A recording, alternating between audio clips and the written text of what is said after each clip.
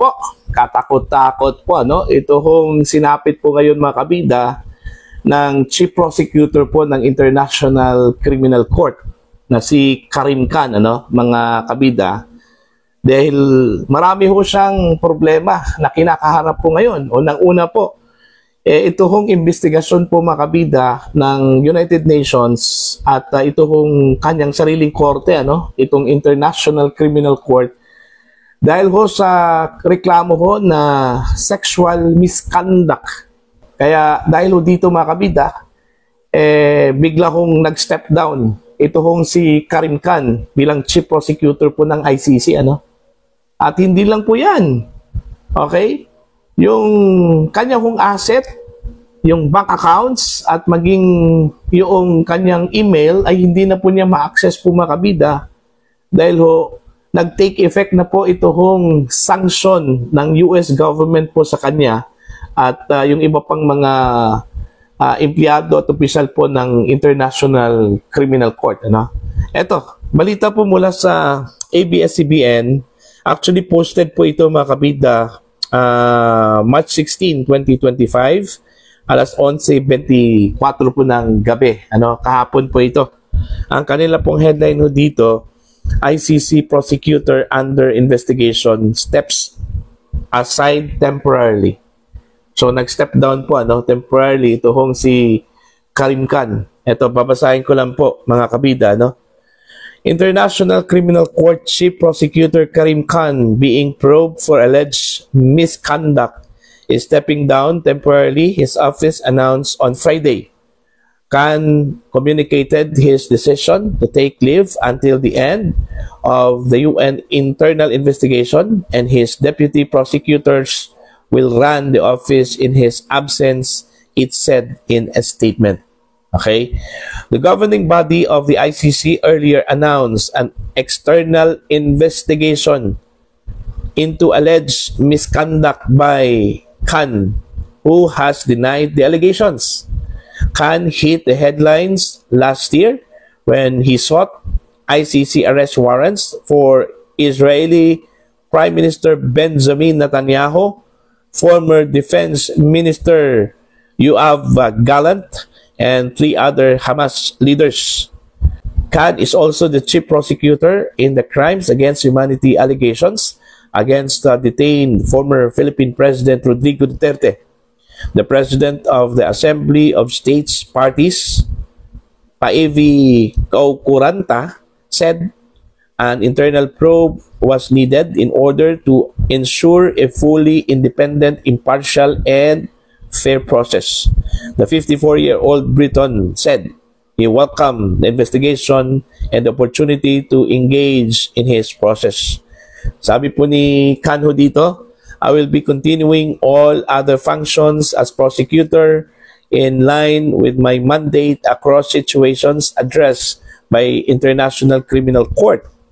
Khan has reportedly been accused of sexual misconduct towards a member of his office, but has said there was no truth to suggestions of such behavior. So yon, dahil sa kasong misconduct o sexual misconduct po makabida, siya po ay iniimbestigahan po ngayon, ano, ng United Nations. Okay? At dahil po dyan, siguro bilang delikadesa po mga kabida, nag-step down, ano, temporarily bilang chief prosecutor po ng International Criminal Court. Ang sabi po nila dito sa Bisaya pa, gaba. Okay, karma, mga kabida. Ano, dito ho kay Chief Prosecutor Karim Khan, ano, dahil ho sa kanya hong ginawa kay dating Pangulong Rodrigo Roa Duterte. Eto, babasahin po natin. Ito pong post po ni Miss Joey Diviev, mga kabida, no? Patungkol dito sa pag-freeze ng assets, bank accounts at email. Hindi na po ma-access po mga kabida, no, ni Chief Prosecutor Khan. Okay? Dahil ho nag-take effect na po yung sanction mula sa United States government, ano? Ang headline po mula sa Dutch News na shinare po ni Joey De Vieb, mga kabida, no? Ito, US sanctions hit International Criminal Court in The Hague. Okay, babasahin ko lang po tsaka magre-react tayo dito, ano? The chief prosecutor of the International Criminal Court in The Hague has lost access to his email and bank accounts have been frozen because of the US sanctions. News agency AP reported on Thursday. The agency said the court's US staff have also been told they could be arrested if they travel back home, and that some non-governmental organization have stopped working with the ICC because of the risk. So pati yung mga NGOs po na sumusuporta at trabaho po sa ICC po ay tumigil na, mga kabida, dahil natatakot po na baka pumadamay sa sanction po ng US government. Legislation adopted by the US in January imposed sanctions on court staff if Americans and officials from allied countries including Israel are investigated. The US is not a member of the court.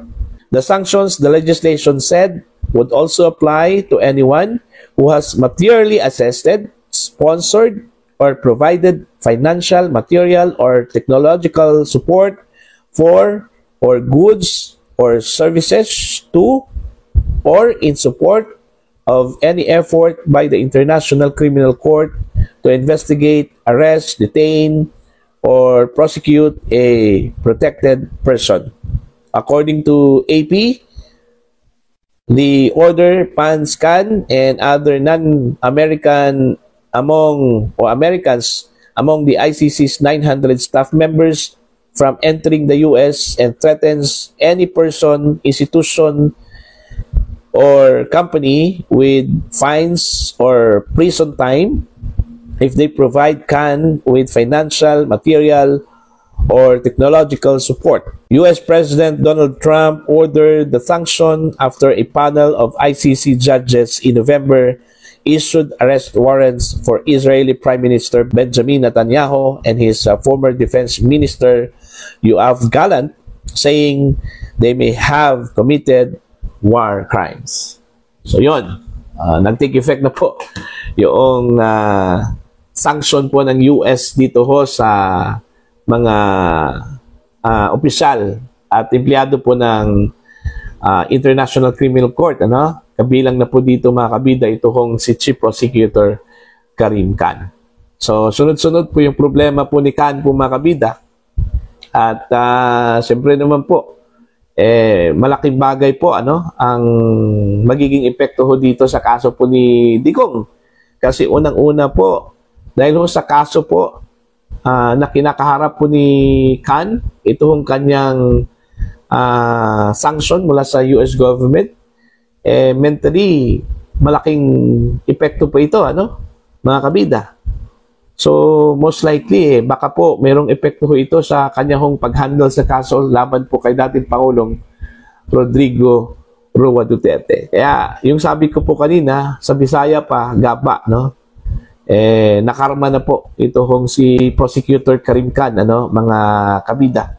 Kung maalala po ninyo, marami hong nagalit ng mga Pilipino, laban ho dito kay Prosecutor Khan dahil ho sa kanya hong pagpursigi po, mga kabida, na imbestigahan po itong war on drugs, ni dating Pangulong Rodrigo Roa Duterte nung siya po ay presidente po ng Pilipinas.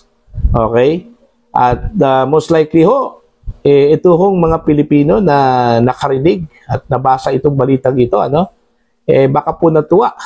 Okay? Lumulundag po sa saya, mga kabida, dahil po sa sinapit po ni Karim Khan, may nangyari pala doon po sa kanyang opisina, inireklamo pala ito ng kanyang staff, okay, ng sexual misconduct. Pag sinabi hong sexual misconduct po, mga kabida, kumbaga sa Tagalog po yan is parang may mga pagnanasa po sa kanyang staff po doon sa ICC.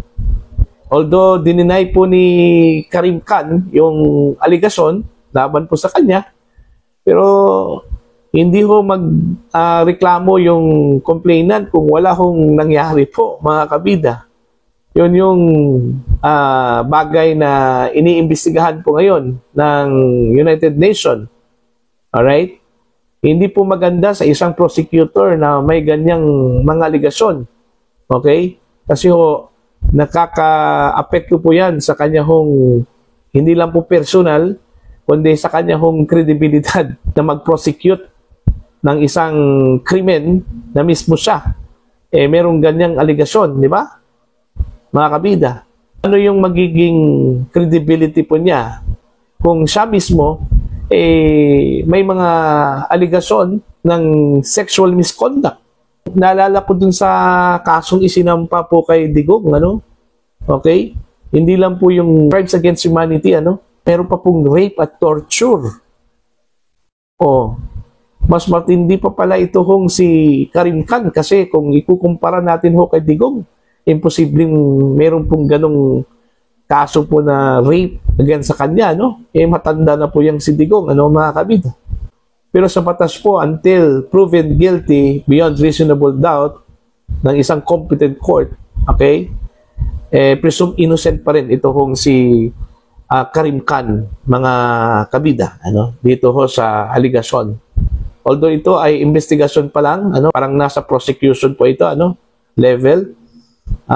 Kapag mapatunayan pong guilty dito ho sa aligasyong sexual misconduct po, makabida, haharap po ito sa isang full-blown case, ano, laban po dito ho kay Chief Prosecutor Karim Khan.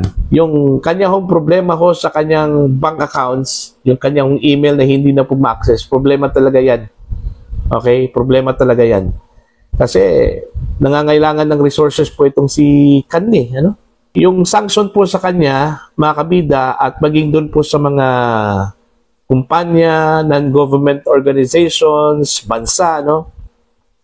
Malaking problema po yan, ano? Kasi nangangailangan po yung ICC ng resources. Ang masaklap po dito, mga kabida, pati ito hong the Netherlands po, ano? Posibleng madamay ho dito, ano? Kasi malinaw po doon ho sa sanction po ng US government.